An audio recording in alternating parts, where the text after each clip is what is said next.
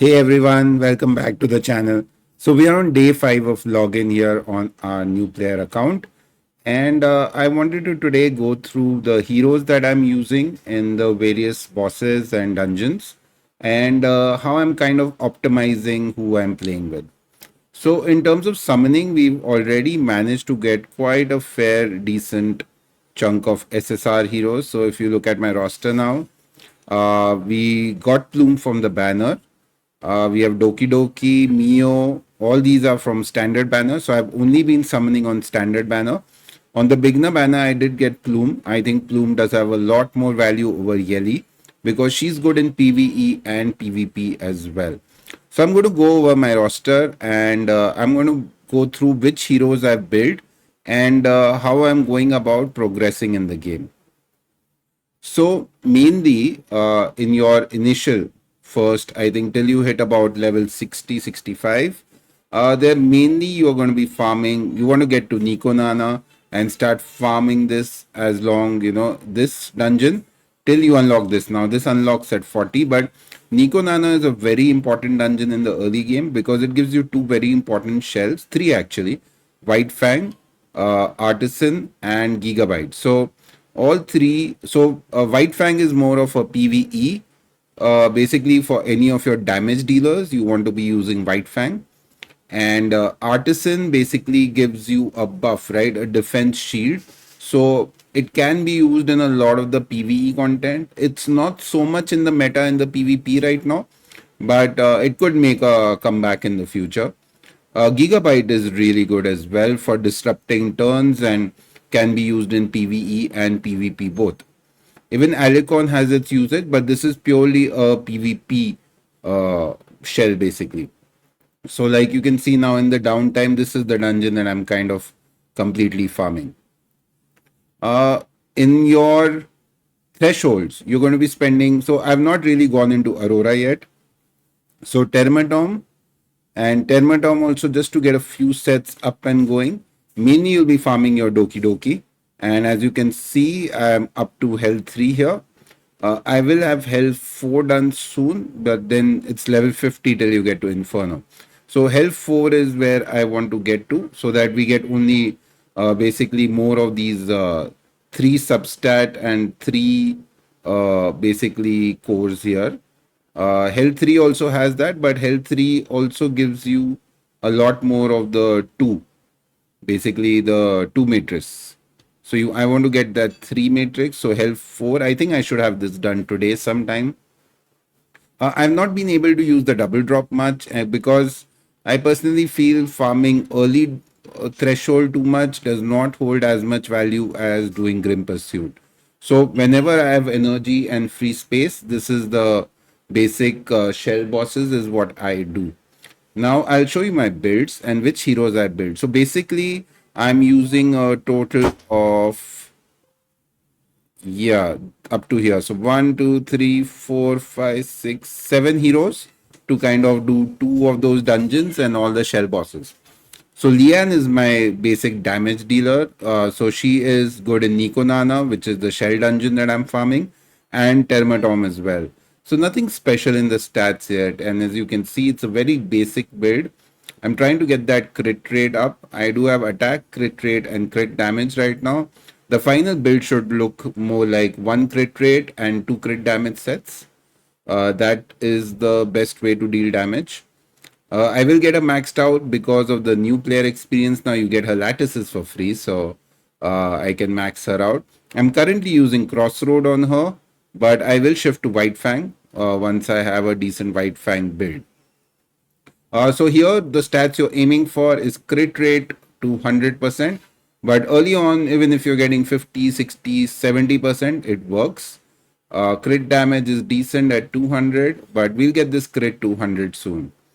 The next hero is Grey. Grey is exclusively mainly for my Doki Doki.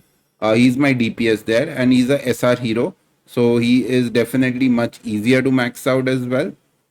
So I'm going to be using him in Doki Doki. I think we can clear Inferno with him as the DPS. The cool thing about him is he gives himself a self crit rate buff for 2 turns. So which is really cool. So 30% extra kit means I'm at 105% crit rate here. So much easier to build, and he's getting the job done as well. Then Doki Doki again. The reason why I'm investing in Lian, Doki Doki, and Klaus is purely because you get a skill up. All three heroes, you get the skill ups for free. You get the material to level them up for free. So you're not really incurring any lattice cost. And lattice, again, the skill ups are the most, especially for SSR heroes, the most valuable commodity, the most I would say difficult to get commodity, especially as free to play. So you want to think at least 10 times before you invest any lattice. That's why, like you can see, I have already managed to save up like 8 of these lattice, and I'm not going to be using any right now. The shell on her is Electro Squid. This just gives a little bit of extra healing. Uh, and then if you look at claws, so Ling Lao on the right side, you're looking basically for HP, HP, and HP. That's basically it, right? I've got her up to 44k HP. I also have a bit of Wellspring on her to make her extra tanky and reduce damage that she takes. So she's pretty easy to build. Claws or right side, you go full effect accuracy. This is a broken set I'm using, but main thing is to get speed and accuracy. These are the two main stats you need on her. And in Shell, I've got Black Flag on her because of the speed up that it gives, right? Eventually, I might shift her to Gigabyte. That would make more sense for her. Then recently I've unlocked, so Plume is not even 6-star yet, and I'm using her, but even so basically I'm using her now in Doki Doki and Teramatom, but she's not a necessary character, I feel, because even if you don't have her, uh, Kaizio the Reverie works as the controller. And I'll go into my runs quickly and show you that as well. What is the team I'm using? And I have Valorant build. Valorant is great in both. So Valorant kind of double dips, and so does Grey. So that's why they provide good value, and they're SR heroes, so easy to build. Kaiuzo, the Reverie exclusively for later shell bosses. Sorry, for later Doki Doki.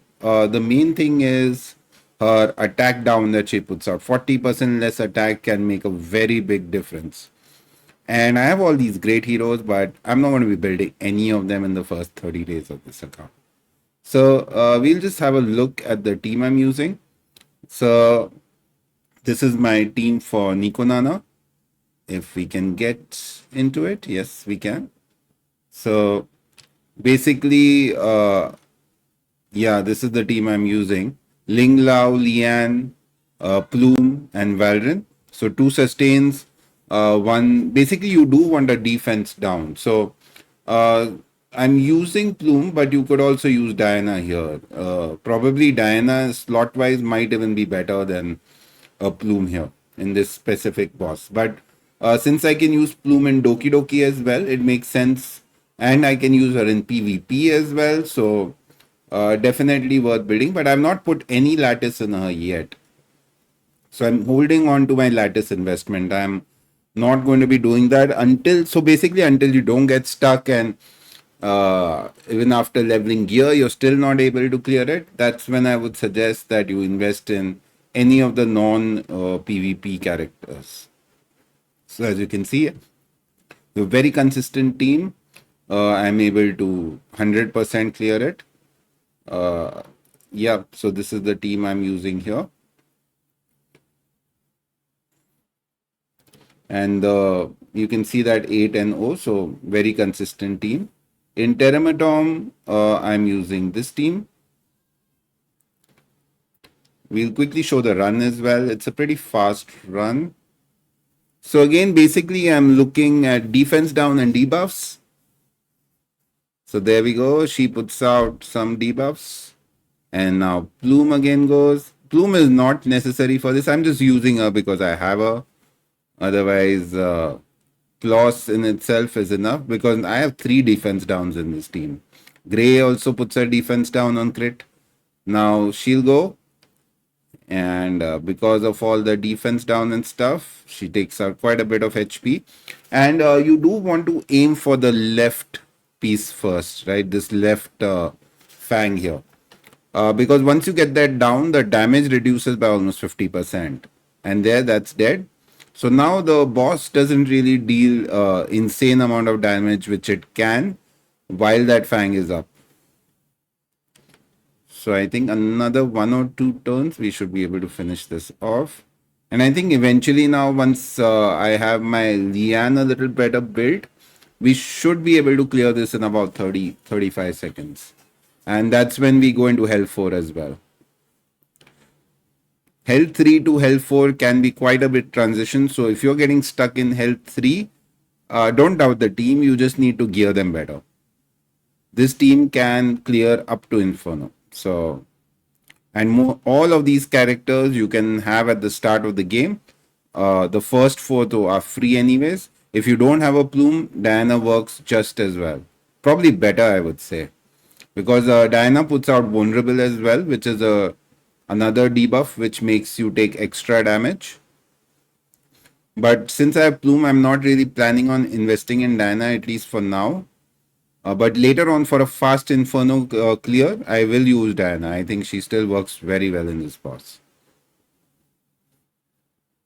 And at some point, I'll probably do a full SR team here as well. Because you can build up Ditting, who's a SR. Instead of Lian, you use her. He's even faster than Lian in clearing this. So there we go. I'm not going to show the Doki Doki run because that's a bit of a lengthy run. But I'll just show the team quickly that I'm using. Again, it's a 100% reliable team. And we'll just set this again. Shell bosses you can just keep farming, because to get the right shell it's taken me sometimes even 10-15 days to get the right shell. So, and even if these shells are not good, so this is the team I'm using. Kaizu the Reverie I think is a must for this dungeon. So like I have Plume, so I'm using her, but otherwise Kloss in itself is sufficient, and you can have Valrin in here instead of her to provide a little more sustain. With Plumia, it just gets a little faster. That's about the only difference it makes. So these three dungeons is where you want to be spending most of your time right now. Eventually, we will do Aurora, but right now I don't want to, stretch out my resources into building that as well. We still do have the selector that we have to do. Let's just do quickly. So we've gotten so many summons till now, but I'm still just pulling everything on the permanent banner. I haven't gotten into pulling individual characters, but if you are starting around these banners, you do want to get these two heroes. So I was lucky enough to get Nathaniel from the permanent summon banner itself, and I will pick her up. So there is still 16 days to go. Sylvia is also a very good hero, so I will get around to getting her. Like I managed to save up 20k gems, and I've been max refreshing mostly my energy as well. So in case you don't know, you can buy up to use about 1100 gems. So you want to do this.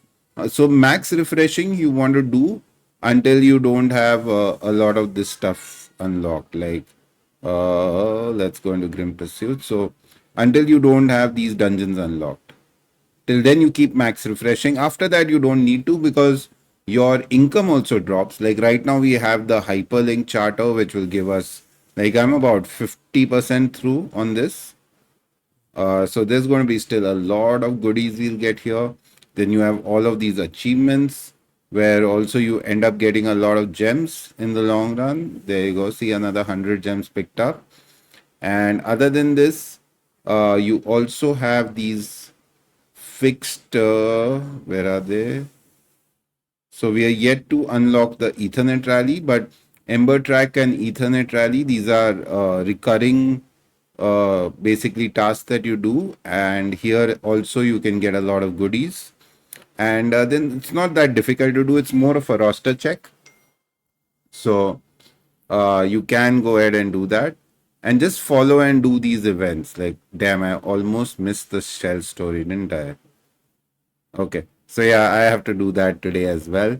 We haven't spent any energy today. I've just logged in. So it's 5 days in. Day 6 login is just happening.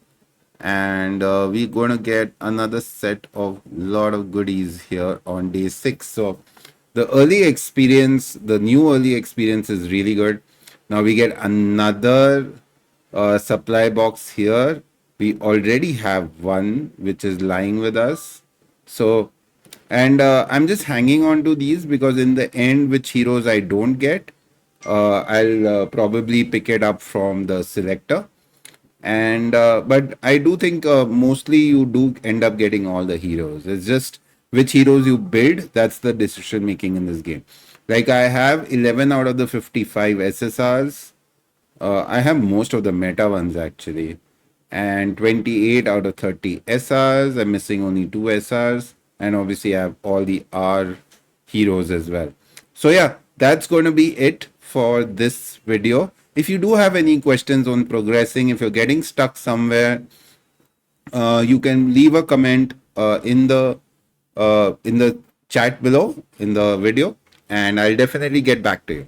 Thank you so much for watching, and I will catch you guys in the next one.